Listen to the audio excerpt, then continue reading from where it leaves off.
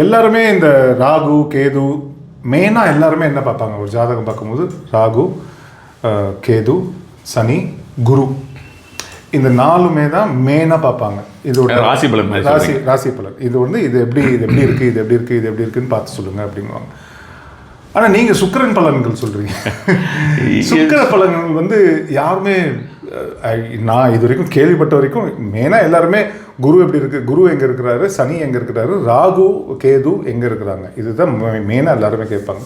ஆனால் நீங்கள் சுக்கிர பலன்கள் சொல்கிறீங்க. சுக்கிரன் நம்ம 2 விஷயமா சொல்லணும். இப்போ சுக்கிரன் அப்படின்னா நம்ம சினி இண்டஸ்ட்ரி அப்படின்ற மாதிரியான விஷயமா நம்ம எடுத்துக்கிறோம். அது கலைகள் சினி இண்டஸ்ட்ரி இல்லை கலைகள் அப்படின்ற மாதிரியான விஷயமா. இப்போ நான் இதுலேயே இன்னொரு விஷயம் சொல்லிடுறேன் உங்களுக்கு. யார்ட்டையாவது கூட நீங்கள் சொல்லி பாருங்கள். வெள்ளிக்கிழமையில நம்ம முதல்லாம் வெள்ளிக்கிழமை படம் ரிலீஸ் ஆக ஆரம்பிக்கும். அப்போல்லாம் பார்த்தீங்கன்னா நல்லா ஓடிக்கிட்டு இருக்கும். வியாழக்கிழமையில ஆரம்பிச்சிச்சு. ஸோ அது ஒரு விஷயம். வெள்ளிக்கிழமையில எல்லாம் நேரம் பார்த்து தான் செய்வாங்க. நீங்கள் யாராவது ஒரு நல்லா உங்களை பயங்கர கான்ஃபிடென்ட்டாக உங்களை நம்புவாங்கன்னா அவங்கள வெள்ளிக்கிழமை அன்றைக்கி ராகு காலத்தில் ஒரு படத்துக்கு பூஜை போட சொல்லுங்களேன். பூஜை நான் சொல்லி செஞ்சுருக்காங்க.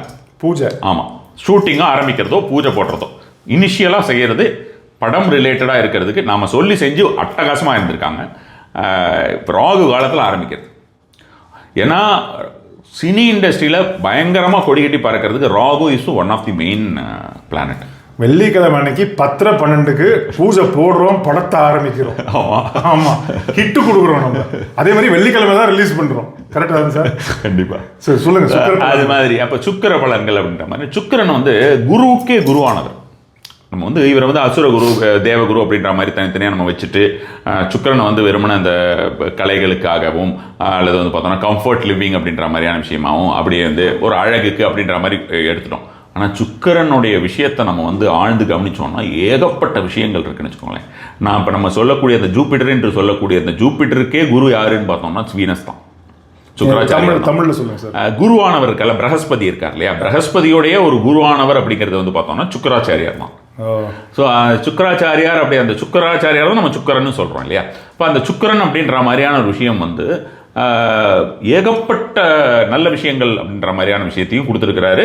அவர் ராஜாக்கள் கூட சேர்த்துட்டு வேறு விஷயங்கள் எல்லாமே செஞ்சுருக்காரு. அதனால தான் சுக்கிரன் சேரக்கூடிய கிரகம் ரொம்ப ரொம்ப முக்கியமாக. எல்லா கிரகத்துமே அப்படி தான். சுக்கிரனோட ரொம்ப ஜாஸ்தி. அவர் சனியோடைய ராகு கூட எல்லாம் சேர்ந்தானா வேறு மாதிரியான விஷயங்கள்லாம் பண்ணி விட்டுருவார்.